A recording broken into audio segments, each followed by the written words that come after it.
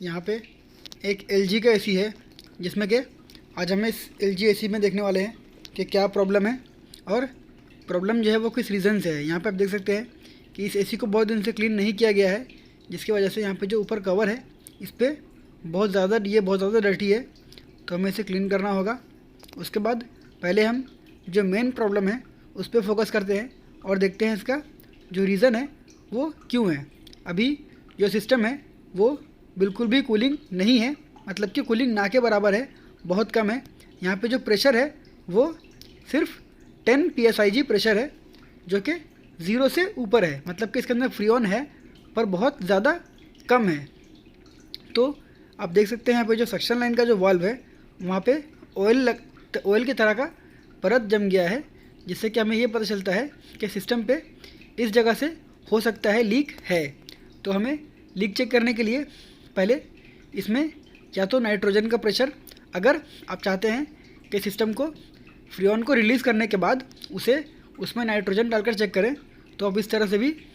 Leak check कर सकते हैं। मैं यहाँ पे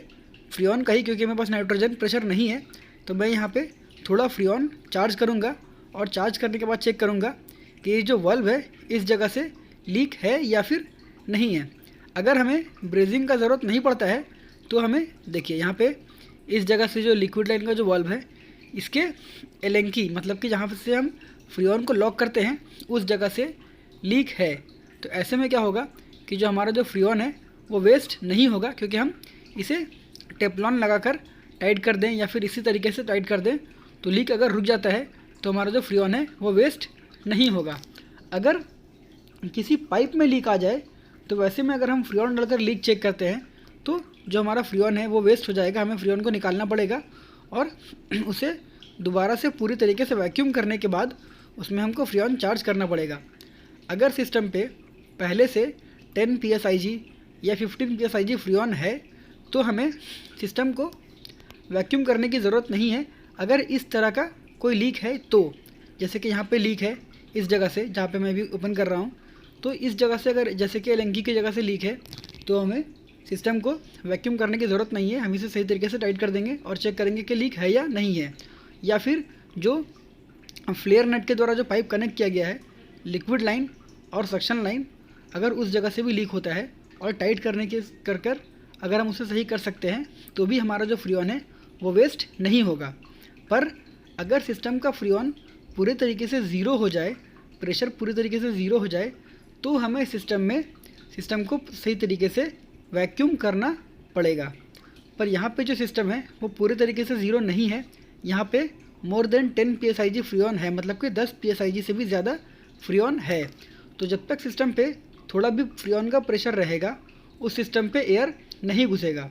अगर सिस्टम का प्रेशर पूरा ज़ीरो हो जाए, फ्रीऑन जो भी है वो पूरी तरीके से बाहर आ जाए, अभी आप देख सकते हैं कि यहाँ पे लीक नहीं है, तो इसी जगह से जो लीक था वही लीक होने की वजह से जो ऑयल इस जगह से लीक कर रहा था वो सक्शन लाइन का जो वाल्व है उसके ऊपर ड्रॉप कर रहा था, जिसकी वजह से वहाँ पे ऑयल है। तो मैं बता रहा था कि अगर सिस्टम का अगर आप पूरी तरीके से वैक्यूम करेंगे तो आपको पूरी तरीके से वैक्यूम करने के बाद ही उसमें फ्रीऑन चार्ज करना पड़ेगा। जब तक कि सिस्टम के अंदर फ्रीऑन का प्रेशर रहेगा तब तक जो बाहर का हवा है वो सिस्टम पे इंटर नहीं करेगा। अभी जैसे कि यहाँ पे 10 PSIG फ्रीऑन है, मोर देन 10 PSIG फ्रीऑन है, तो यहाँ पे जो है वो बाहर का फ्रीऑन इन नहीं करेगा, बाहर का जो एयर का प्रेशर है वो यहाँ पे अंदर नहीं घुसेगा। अगर प्रेशर पूरी तरीके से ज़ीरो हो जाता तो हमें सिस्टम को वैक्यूम करना ज़रूरी हो जाता, क्योंकि जो सिस्टम पे एयर चला जाता है वो फ्रीऑन को डैमेज करता है और कंप्रेसर को भी डैमेज करता है। तो हम ऐसे मोमेंट पे हम सिस्टम को पूरी तरीके से वैक्यूम करेंगे। अभी मैं यहाँ पे सिर्फ लीक चेक कर रहा हूँ, जिसमें कि पहले से फ्रीऑन था, तो मैं अभी सिस्टम को वैक्यूम नहीं करूँगा, पर आप लीक सही तरीके से चेक करें, क्योंकि HVAC फील्ड में जो सबसे इम्पोर्टेंट काम है जो कि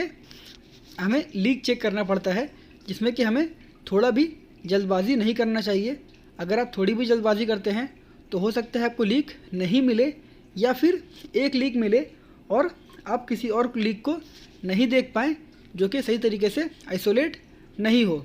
अगर वो लीक माइनर लीक भी थोड़ा भी कहीं पे छूट जाता है तो वो 2-3 महीने में फ्रीऑन को दोबारा से लीक होने में वक्त नहीं लगेगा। इसलिए आप कभी भी लीक चेक करते समय बहुत ही ज़्यादा कंफर्ट हो और लीक चेक करते समय थोड़ा भी हड़बड़ी ना करें, जिससे कि जो लीक है वो आपको प्रॉपर सही तरीके से पता चल जाए और आप उस लीक को आइसोलेट करें। यहाँ पे फ्रीऑन का प्रेशर पहले से 10 psig था, तो अब मैं इसमें फ्रीऑन चार्ज करूँगा और देखूँगा जो कूलिंग है या नहीं है। अगर सिस्टम पे एयर आ जाता है तो जो अभी इस जगह पे आप कांटा देख रहे हैं गेज का, वो कांटा फ्लक्चुएट करेगा और वो फ्रीऑन और कंप्रेसर को भी डैमेज कर सकता है। इसीलिए कभी भी सिस्टम का प्रेशर अगर पूरी तरीके से ज़ीरो हो जाए, चाहे फ्रीऑन लीक होने की वजह से हो जाए या फिर अगर आप सिस्टम पे किसी जगह पे वर्क करते हैं, आउटसाइड पे पाइप ब्रेजिंग करते हैं या कुछ भी करते हैं, अगर फ्रीऑन का प्रेशर पूरी तरीके से सिस्टम पे ज़ीरो है तो आप उसमें बिना वैक्यूम करे फ्रीऑन चार्ज नहीं कर सकते। अगर सिस्टम पे माइनर लीक है, जैसे कि अभी अब मेरे सामने इस साथ में हुआ है, यहाँ पे सिस्टम पे माइनर लीक है और फ्रीऑन उस पर 10 psig या 15 psig या 20 psig जो भी फ्रीऑन उसमें बचा हुआ है, और उस लीक को अगर हम सिर्फ टाइट कर सही कर सकते हैं या फिर टेफ्लॉन यूज़ कर या किसी तरीके से, जैसे मैंने भी टाइट किया है, इस तरीके से अगर हम उस लीक को बंद कर सकते हैं तो फिर आप उसमें फ्रीऑन उसी तरीके से दोबारा चार्ज कर सकते हैं। आपको सिस्टम को वैक्यूम करने का ज़रूरत नहीं है। इसलिए कभी भी अगर आपको फ्रीऑन उसमें प्रेशर पहले से मिलता है तो आप उसमें फ्रीऑन चार्ज कर सकते हैं। अगर सिस्टम पूरी तरीके से ज़ीरो है तो उसमें दोबारा फ्रीऑन चार्ज नहीं करें। कभी कभी अगर लीक बहुत ज़्यादा माइनर होगा तो हमें जो फ्रीऑन का प्रेशर है उस फ्रीऑन के प्रेशर से लीक जल्दी नहीं मिलता है, तो उसके लिए हमें नाइट्रोजन का प्रेशर यूज़ करना पड़ता है। 250 या 200 प्रेशर चार्ज करने के बाद हो सकता है कि आपको लीक फाइंड आउट हो जाए, क्योंकि बहुत ज़्यादा जो माइनर लीक होता है वो रनिंग कंडीशन पे, जब एसी रनिंग कंडीशन पे होता है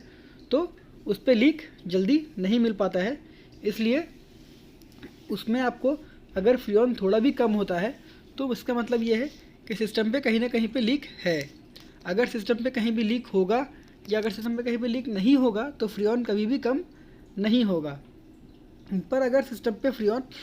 थोड़ा भी कम होता है, इसका मतलब कि सिस्टम पे लीक है। अगर आपको फ्रीऑन के प्रेशर से लीक नहीं मिले तो आपको नाइट्रोजन चार्ज कर उस लीक को चेक करना पड़ेगा कि सिस्टम पे किस जगह से लीक है। तो अभी मैंने यहाँ पे जो फ्रीऑन चार्ज किया है वो 60 psig है। 60 psi मैंने चार्ज किया है। जो R22 फ्रीऑन होता है उसका जो सक्शन प्रेशर है वो 65 to 70 है, पर सिस्टम के कंडीशन के हिसाब से हमें फ्रीऑन चार्ज करना पड़ता है। अगर सिस्टम न्यू है तो हम उसमें 70 psi तक फ्रीऑन चार्ज कर सकते हैं, पर इस सिस्टम पे अगर कंडेंसर थोड़ा डैमेज है, कंडेंसर का जो कंडीशन है वो पूरा सही तरीके से ना हो, मतलब सही कंडीशन पे ना हो, तो वैसे समय पे हम सिस्टम पे 70 psi चार्ज नहीं कर सकते, क्योंकि हमें एम्पियर भी मेंटेन करना पड़ेगा। अगर फ्रीऑन चार्ज करते समय अगर एम्पियर उसके फुल एम्पियर से ज़्यादा हो जाए तो भी वो कंप्रेसर को हीट करेगा। Thank you.